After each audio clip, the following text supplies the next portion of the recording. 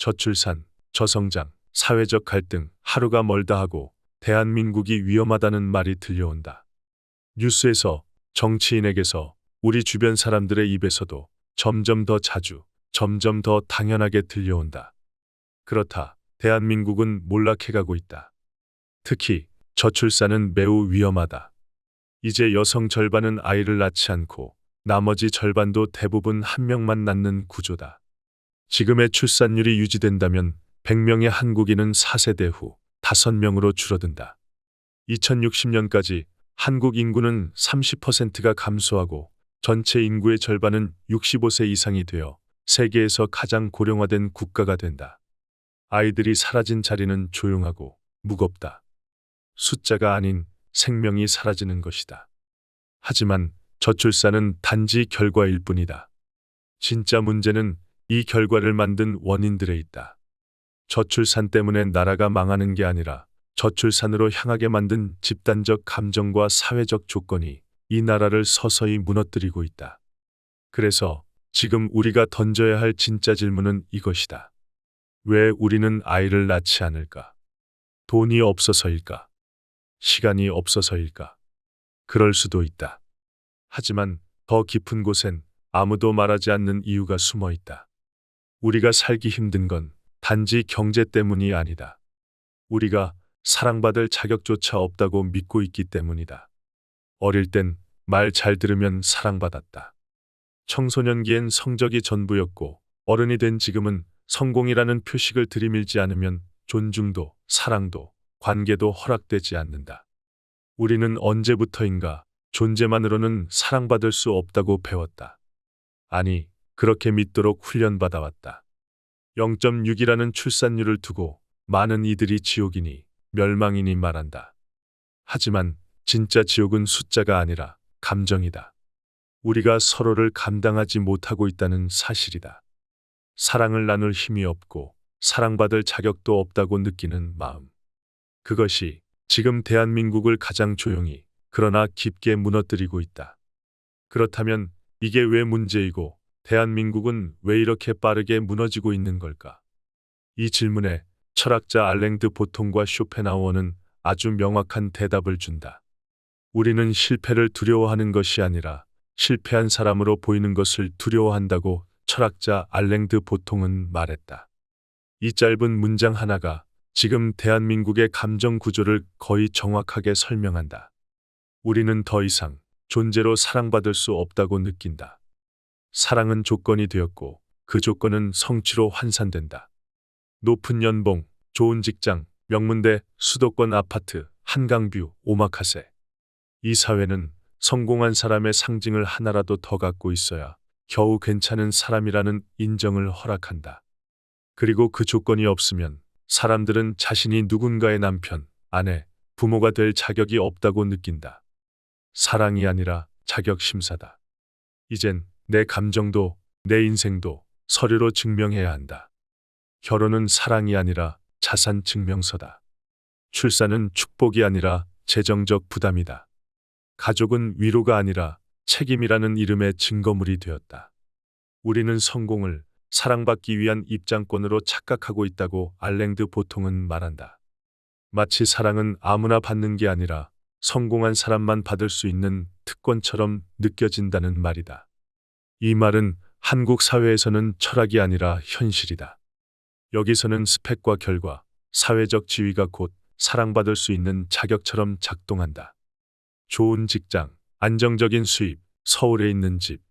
모두 갖추지 못하면 스스로조차 이렇게 생각하게 된다. 나는 아직 누군가를 사랑할 자격이 없어. 나는 아직 괜찮은 사람이 아니야. 그래서 사람들은 절대 실패자가 되지 않으려고 애쓴다. 실패하면 사랑받지 못할까봐 무섭고 무능하다는 말을 들을까봐 불안하기 때문이다. 취준생은 연애를 미룬다. 자영업자는 가족에게 미안하다는 말을 반복한다. 회사원이 퇴사를 망설이는 이유도 결국 하나다. 이 상태로 나는 아무에게도 필요한 존재가 아닐지도 몰라 라는 두려움 때문이다. 이 두려움과 불안이 조용히 그러나 아주 깊게 대한민국을 파괴하고 있다. 눈에 보이지는 않지만 마음이 무너지고 있다. 어떤 이들은 말한다. 결혼은 불필요하고 출산은 고통이며 가족은 구시대적이라고. 하지만 그 말의 밑바닥을 들여다보면 이런 속삭임이 숨어 있다. 나는 아직 누군가의 가족이 될 만큼 괜찮은 사람이 아니라는 자기 혐오다. 그리고 자기 혐오가 지금 이 사회를 가장 조용히 무너뜨리고 있다. 이 사회는 묻지 않는다. 당신은 어떤 사람인가? 대신 이렇게 묻는다. 그래서 지금 뭐 하고 있나? 얼마나 벌고 있나? 무엇을 성취했나? 성과는 존재를 대체했고, 사람은 이력서로 환산되었고, 관계는 효율로 계산되었다. 결혼하려면 최소한의 자산 증명이 필요하다. 출산은 미래에 대한 확신이 아니라 현재를 감당할 수 있느냐는 생존 게임이 되었다. 부모를 돌보는 일도 더는 사랑이 아니라 가성비라는 계산이 따라붙는다. 사랑조차도 감정조차도 이제는 수익이 되지 않으면 유지할 수 없는 구조가 되었다. 그래서 사람들은 말한다. 지금은 결혼할 때가 아니야. 내가 이 상태로 어떻게 아이를 낳겠어? 나 하나도 겨우 감당하고 있는데. 이건 단순한 현실의 문제가 아니다. 이건 나라는 존재가 무가치하다는 믿음의 문제다. 성과로 사랑받아야 한다는 구조는 결국 모든 사람을 실패자로 만들고 만다.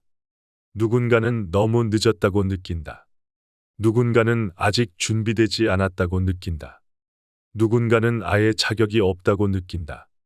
그래서 지금 이 사회엔 사랑하고 싶지만 두려운 사람들이 넘쳐난다. 가족을 만들고 싶지만 자신이 없는 사람들이 가득하다.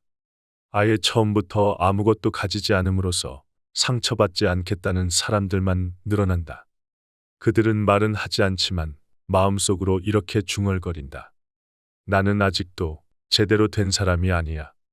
나는 아직 누군가의 삶에 책임질 만큼 괜찮지 않아.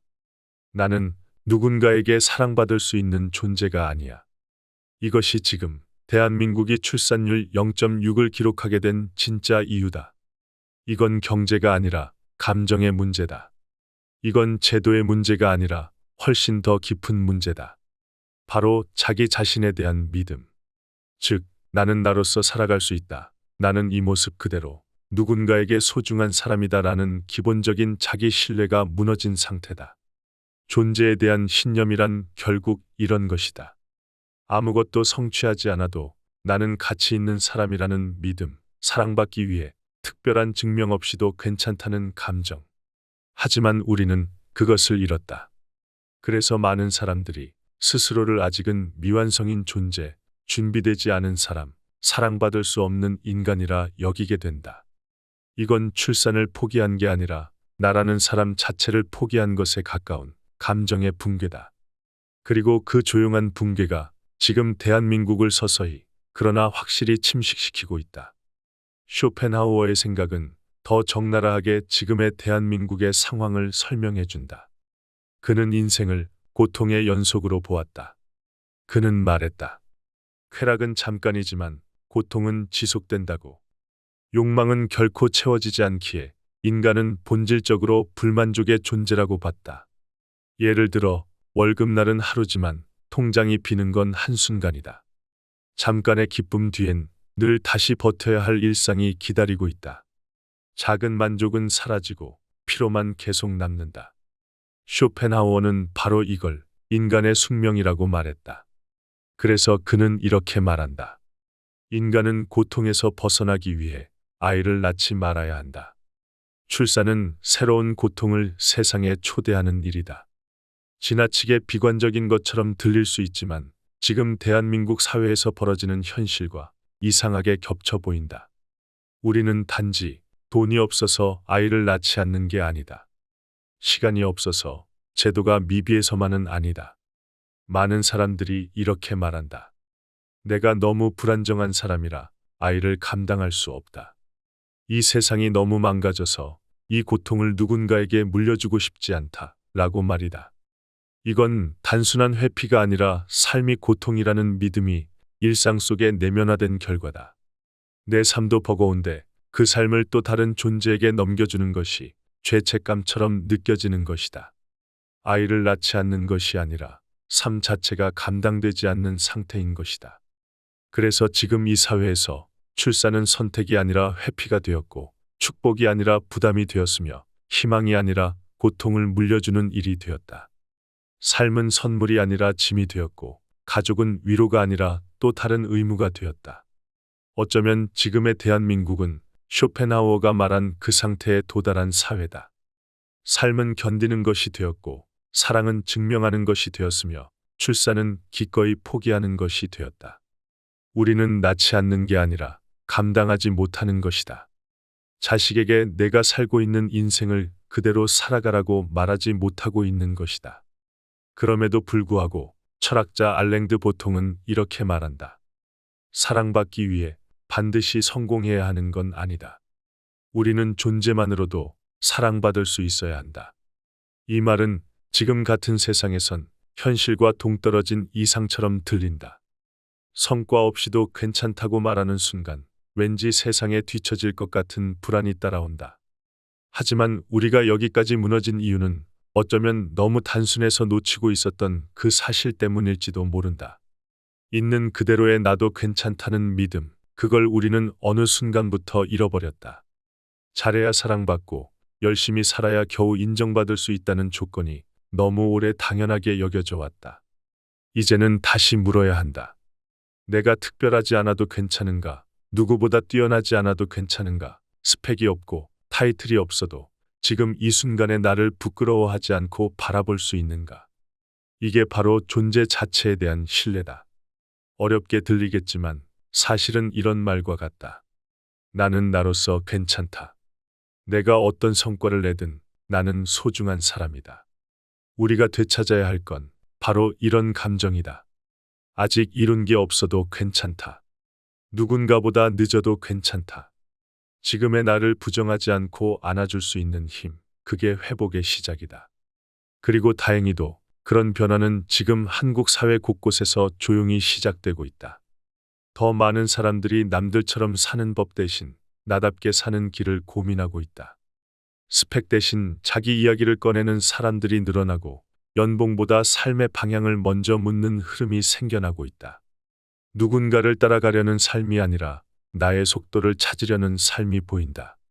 철학을 공부하는 사람들, 감정을 글로 써보는 사람들, 타인의 기대보다 내면의 목소리에 귀 기울이기 시작한 사람들이 생기고 있다. 이건 단순한 유행이 아니다. 이건 존재를 되찾으려는 사람들의 조용한 시도다.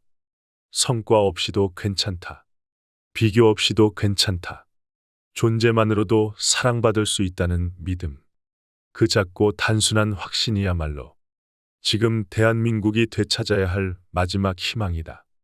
여기까지 글을 따라온 당신이라면 마음속 어딘가에서 한 번쯤 이렇게 느꼈을지도 모른다. 나는 정말 괜찮은 사람일까? 지금 이 모습으로도 누군가에게 사랑받을 수 있을까?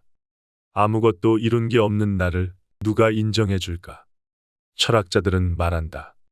있는 그대로의 나도 괜찮다고, 성과가 없어도 사랑받을 수 있다고. 하지만 솔직히 말해 그 말은 참 믿기 어렵다. 그런 세상은 어디에도 없는 것처럼 느껴진다. 그래서 나는 이렇게 말해주고 싶다. 당신이 지금 여기에 있다는 것만으로도 이미 충분히 잘하고 있으며 다른 누구와 비교하지 않아도 특별한 사람이 아니어도 괜찮다.